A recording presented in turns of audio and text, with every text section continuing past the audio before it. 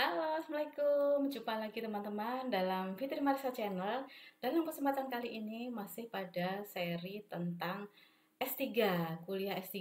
Nah, saat ini saya akan coba sharing dengan teman-teman sekalian sesuai dengan pengalaman saya. Ini adalah strategi bagaimana menghasilkan banyak jurnal saat kuliah S3 gitu ya. Jadi disclaimer dulu untuk masa studi kuliah S3, selama saya menempuh kuliah S3, saya menghasilkan ada 11 jurnal Scopus ya, ada 11 artikel Scopus dan juga terindeks rata-rata terindeks WUS di kurun saya kuliah S3. Nah, bagaimana bisa menghasilkan lebih dari satu ini ya?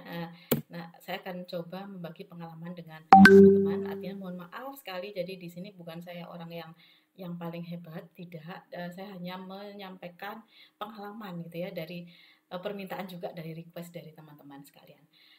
Baik, yang pertama yang saya lakukan dan juga ini saya juga sharing dengan teman-teman yang menghasilkan lebih dari satu jurnal gitu ya di dalam saat kuliah S3 adalah pasti membaca banyak jurnal dan membacanya secara efektif. Nah, bagaimana membaca jurnal secara efektif secara detail nanti akan kita bahas dalam video yang lain ya. Bagaimana membaca jurnal efektif, tapi pastikan strategi teman-teman sekalian dalam membaca jurnal itu adalah efektif. Dimana untuk strateginya ada berbagai macam gitu ya. Nanti insya Allah saya akan sharing juga terkait dengan strategi ini. Tujuannya apa? Dengan kita membaca secara efektif itu akan juga memberikan benefit, kita akan menghasilkan atau mengambil intisarinya secara cepat dan juga tidak butuh banyak waktu untuk menghasilkan itu begitu dan relevan gitu ya.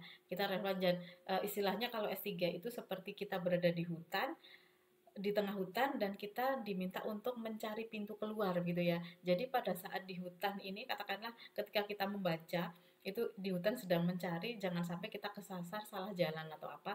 Nah, kita perlu memiliki skill atau memiliki pengetahuan bagaimana membaca literatur review atau bagaimana melakukan literatur review atau membaca jurnal atau artikel yang lebih efektif begitu ya. Nah, selanjutnya kita perlu selalu berkomitmen gitu ya, selalu menyediakan waktu untuk tesis maupun untuk dissertation. Jadi kita harus komit ya, harus komitmen kapan dan setiap hari apa gitu ya. Setiap waktu kapan kita itu menyentuh atau kita itu mengerjakan, menulis dan apapun yang hubungannya dengan tesis dan dissertation, dan ini harus berkala. Artinya kita tidak bisa tidak rutin dan ini harus rutin. Nah, kenapa ini ada hubungannya dengan menghasilkan banyak keluaran? Karena semakin sering kita itu berinteraksi dengan tesis, pasti kita akan semakin menguasai topik itu. Nah, kalau kita menguasai topik itu, pasti kita akan punya inovasi-inovasi gitu ya. Apa kira-kira luaran yang bisa dihasilkan, cabang mana yang bisa kita kira-kira dipecah dan seterusnya gitu ya. Nah, nanti akan saya berikan contoh seperti apa gitu kan untuk memecahnya. Kemudian selanjutnya ini carilah peluang untuk melakukan berbagai eksperimen terkait dengan hal-hal yang mendukung tema disertasi. Contohnya misalnya begini, ada kesempatan research misalnya di luar perkuliahan kita. Nah, carilah kesempatan untuk research ini mungkin dengan research fellowship atau mungkin yang hubungannya dengan research yang diperbolehkan untuk para mahasiswa PhD ini untuk melakukan misalnya research fellowship atau apapun di negara manapun yang memungkinkan teman-teman itu bisa mengikuti, silahkan diambil. Jadi silahkan mengikuti seleksi, jika jika teman-teman beruntung maka teman-teman akan mendapatkan benefit yang banyak. Nah, saya pernah melakukan ini. Jadi selama studi S3 di Malaysia saya mencari peluang-peluang research fellowship dari negara-negara yang lain. Nah, kebetulan saya mendapatkan di negara India, di mana eksperimen saya itu sebagian saya lakukan di India dan disupervisi oleh supervisor yang ada di India dan dibiayai oleh pemerintah India. Jadi ketika topik disertasi kita atau tesis kita ini ada peluang untuk ke sana, ambil gitu ya, ambil. Nah, dari situ nanti teman-teman dipaksa untuk menghasilkan luaran juga. Selain mendapatkan masukan, kemudian apapun ya pasti ada benefit-benefit yang banyak. Tentunya teman-teman pasti akan menghasilkan luaran karena research fellowship itu rata-rata meminta target luaran.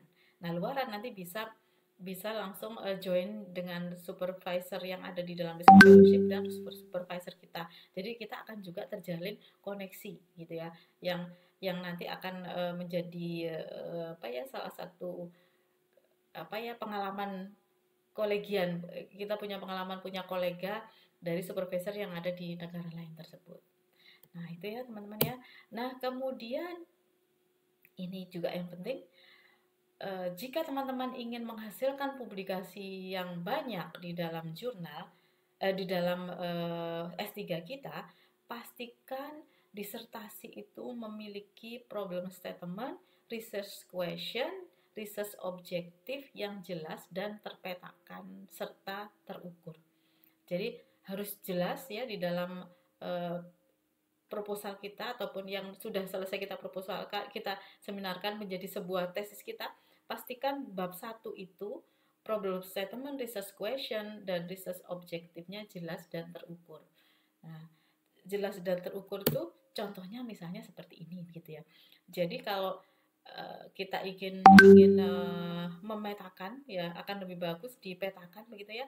Jadi dimulai dari research problem, dari research problem itu research questionnya mana, kemudian dari research question itu diturunkan ke research objektifnya yang mana, kemudian research contributionnya yang mana, begitu ya.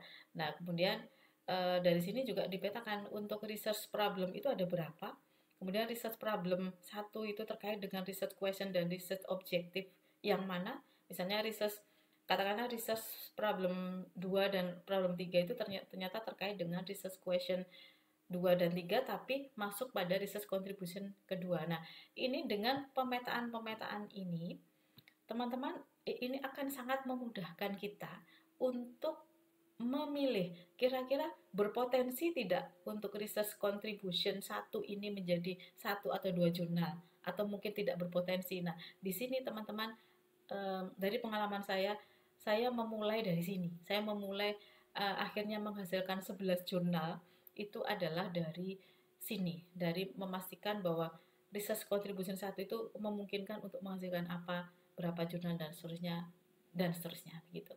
Nah, ini ya teman-teman ya. Nah, kemudian kalau kita sudah punya ini tadi ya, semacam stimulus dulu ya, stimulus uh, dari tema penting, dari intisari research problem tadi, maka kita jabarkan di dalam main contribution, di mana main contribution itu kalau dari pengalaman saya itu divisualisasikan dengan jelas gitu ya. Nah, bagaimana cara memvisualisasi main contribution ini, contohnya seperti ini teman-teman. Nah, contohnya seperti ini. Nah, ini adalah contoh main contribution dari tesis saya, tesis S3. Jadi saya di kampus saya menamakan tesis ya. Nah, tesis ini main contribution ini adalah seluruh rangkaian dari contribution yang sudah diawali dari research problem tadi yang sudah ada di dalam peta tabel yang sudah saya buat konektivitasnya tadi. Nah, dari sini yang paling penting teman-teman, masing-masing bagian pastikan teman-teman positioning dari research contribution. Jadi kalau misalnya saya di bagian ini gitu ya, di bagian ini itu ada 2 research contribution. Kemudian di bagian yang bawah ada 1 research contribution. Kemudian di bagian samping itu juga ada 1 research contribution. Nah, ini kenapa di sini perlu ada? Karena ini nanti yang akan memberikan semacam tanda luaran artikel ini akan menyelesaikan kontribusi yang ini begitu. Nah, sekarang kalau misalnya saya berikan contoh di tempat saya ini, main contribution saya itu ada 4 bagian, 4 sub bagian. Nah, bagaimana 11 jurnal itu bisa dihasilkan dari 4 contribution penting ini? Nah, masing-masing contribution itu silahkan dijabarkan bisa menghasilkan lebih dari 1 jurnal. Contohnya di tempat yang dari tesis saya sendiri, 2 contribution ini menghasilkan 6 jurnal. Nah, 5 jurnal yang lain adalah saya hasilkan dari kontribusi ketiga dan kontribusi keempat. Contohnya evaluation ini saya menghasilkan 2 jurnal internasional Scopus, di mana di sini bertema evaluation. Nah, sedangkan di sini ada 2 jurnal yang terkait dengan 3 ya, ada 3 jurnal yang terkait dengan hal-hal yang berkenaan dengan subbagian ini. Begitu juga bagian yang lainnya begitu. Jadi itu tips trik supaya kita benar-benar bisa jelas kemungkinan nanti luaran itu dihasilkan dari mana, sehingga kita akan tahu bahwa nanti ketika membuat jurnal itu memulainya dari mana, komponennya apa saja yang diperlukan. Nah, ini penting. Nah, pembahasan ini akan secara detail akan ada insya Allah akan ada pembahasan selanjutnya. Secara real nanti detailnya bagaimana ya teman-teman, ditunggu saja untuk video selanjutnya. Nah, sekarang kalau misalnya kita sudah memiliki main contribution tadi dan ada arah gitu ya, maka lengkapilah dengan target waktu. Jadi lengkapilah atau rencanakan dengan menulis target waktu, di mana waktu untuk apa? Untuk menulis gitu ya. Nah, waktu untuk menulis ini dari kapan sampai kapan, kemudian sehingga nanti juga ada target submit nanti sampai kapan. Nah, dengan waktu 3 sampai 5 tahun ini mungkin teman-teman ya, yang sudah teman-teman rencanakan, tidak mustahil dan teman-teman bisa menghasilkan 11 artikel yang seperti yang saya hasilkan itu. Sebagai informasi, 11 artikel itu saya hasilkan selama 3 tahun karena saya submit untuk disertasi ini harus sudah selesai semua termasuk luaran, ini adalah di tahun ketiga. Jadi saya menghasilkan 11 luaran jurnal Scopus itu adalah dalam kurun waktu 3 tahun. Artinya bukan tidak mungkin nanti teman-teman akan menghasilkan lebih dari itu gitu ya. Asalkan ia punya target-target yang jelas itu tadi.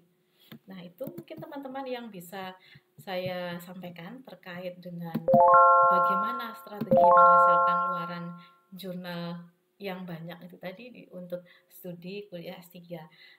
Jika ada pertanyaan atau apapun nanti bisa komunikasi saja melalui korespondensi di dalam chat dalam video ini. Baik, jika suka dengan video ini silakan like, subscribe, dan komen. Sampai jumpa di video selanjutnya terkait kuliah S3. Terima kasih. Assalamualaikum.